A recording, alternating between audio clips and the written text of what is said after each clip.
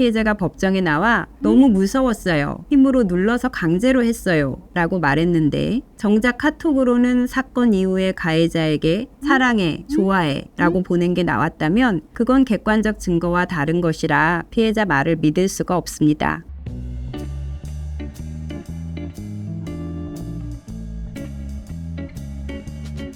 성범죄 사건 전문 아리아 법률사무소 임혜진 변호사입니다. 성범죄로 경찰, 검찰 조사 받았는데 픽스에 구공판 기소 이렇게 뜨시는 경우 있을 겁니다. 집으로도 종이에 불구속 구공판이라고 적힌 통지서가 옵니다. 구공판이라는 것은 공판을 구한다, 즉 정식 재판으로 넘어갔다는 것이고 이제 법원 재판 단계라는 말입니다. 성범죄는 대부분 구공판 됩니다. 예컨대 손목을 한번 잡았다든지 어깨나 머리를 한번 만졌다든지 이렇게 옷 위로 일회성 접촉한 아주 경미한 강제추행 사건들 또는 지하철이나 찜질방에서 발생한 공중밀집 장소 추행처럼 경미한 사건은 구약식, 즉 벌금으로 끝나기도 하지만 성범죄는 기본적으로 구공판 된다고 보면 됩니다. 킥스에 구공판이라고 뜨면 법원에서 집으로 공소장을 보내줍니다. 공소장은 어떤 죄가 있는지 검사가 쓴 겁니다. 공소장에 적혀 있는 걸로 재판을 받는 겁니다. 그 전까지는 피의자였지만 구공판이 되면 피고인이 됩니다. 그리고 이제 본격적으로 재판이 시작됩니다. 구공판이 되면 가장 먼저 하실 것은 변호사를 통해 수사기록을 복사하는 겁니다. 수사기록 복사는 2주에서 4주 정도 걸립니다. 왜 수사기록을 복사해야 하냐면 구공판 되기 전까지는 상대방, 피해자가 경찰이나 검찰에 뭐라고 말했는지 알 수가 없습니다. 그런데 구공판 되면 그때는 피해자가 뭐라고 말했는지 볼 수 있고 경찰이나 검찰에서 확보한 다른 증거들도 뭐가 있는지 볼 수 있습니다. 이렇게 수사기록을 복사해서 변호사가 증거 분석과 검토가 끝나게 되면 인정하고 자백할 건지 부인하고 무죄를 주장할 건지 결정해야 합니다. 첫 번째, 인정하고 자백하는 경우라면 형을 낮추는 데 주력하셔야 됩니다. 감형받기 위해서는 피해자와의 합의나 공탁, 반성이 중요한 요소입니다. 이렇게 인정하고 자백하는 사건 재판은 첫날과 선고날 이렇게 2번 나가면 됩니다. 제1회 공판기일에 나가면 판사님이 인정하는지 물어보고 인정한다고 하면 증거조사, 검사 구형, 최종 변론이 거의 대부분 하루에 이루어집니다. 그리고 바로 선고기일이 정해집니다. 중간에 합의 때문에 한두 번 더 재판이 열릴 수는 있습니다. 두 번째는 부인하고 무죄 주장하는 경우입니다. 부인 사건 흐름을 보면 제1회 공판기일이 있고 그 다음 제2회 공판기일부터는 증인신문, 증거조사가 여러 차례에 걸쳐서 이루어집니다. 그 다음에 검사 구형, 최종 변론이 있고 선고기일이 정해집니다. 검사가 성범죄를 구공판할 때는 죄가 있다고 판단한 거고 당연히 증거가 있다는 말입니다. 그래서 성범죄에서 무죄 판결이 나오는 것이 어려운 것입니다. 이렇게 무죄 주장을 하는 사건은 재판에 최소 3번 이상 나가야 됩니다. 증인신문은 사람을 직접 법정에 불러서 검사, 판사, 변호사 그리고 재판받는 피고인이 증인에게 여러 가지를 법정에서 직접 물어보는 것입니다. 여기서 성범죄 재판에서만 있는 고유한 제도가 있습니다. 바로 비공개 증인신문입니다. 다른 사건들은 모두 방청객에게 공개된 상태에서 증인신문을 합니다. 그런데 성범죄 재판은 피해자를 법정에 불러서 증인신문을 할 때 사건과 관계없는 방청객은 모두 법정 밖으로 나가게 합니다. 피고인도 가림막으로 가리거나 별도의 장소에 있게 합니다. 성범죄 특성상 피해자가 공개된 장소에서 가해자가 보고 있고 다른 방청객이 있는 데에서 무슨 피해가 있었는지 말하기는 어렵기 때문입니다. 성범죄 사건 재판에서 피해자 증인신문은 하이라이트입니다. 피해자 증인신문으로 유죄, 무죄가 갈라진다고 해도 과언이 아닙니다. 성범죄에서 핵심은 피해자 진술의 신빙성이기 때문입니다. 성범죄에서 피해자 증인신문을 하는 경우 주의를 기울여 보셔야 하는 부분들이 있습니다. 첫 번째, 피해자 진술의 일관성입니다. 예컨대 경찰이나 검찰에서는 가해자가 내 손을 만졌다고 했는데 법정에 와서는 내 허벅지를 만졌다고 한다면 일관성이 없는 겁니다. 두 번째는 피해자 진술의 구체성입니다.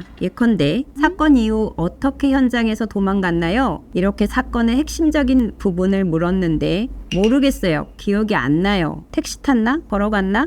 이런 식으로 답하면 구체성이 떨어지는 겁니다. 세 번째는 피해자 진술이 객관적 증거와 맞는지입니다. 예컨대 피해자가 법정에 나와 너무 무서웠어요. 힘으로 눌러서 강제로 했어요. 라고 말했는데 정작 카톡으로는 사건 이후에 가해자에게 사랑해, 좋아해 라고 보낸 게 나왔다면 그건 객관적 증거와 다른 것이라 피해자 말을 믿을 수가 없습니다. 그리고 그 밖에도 피해자의 전체적인 진술 태도도 봅니다.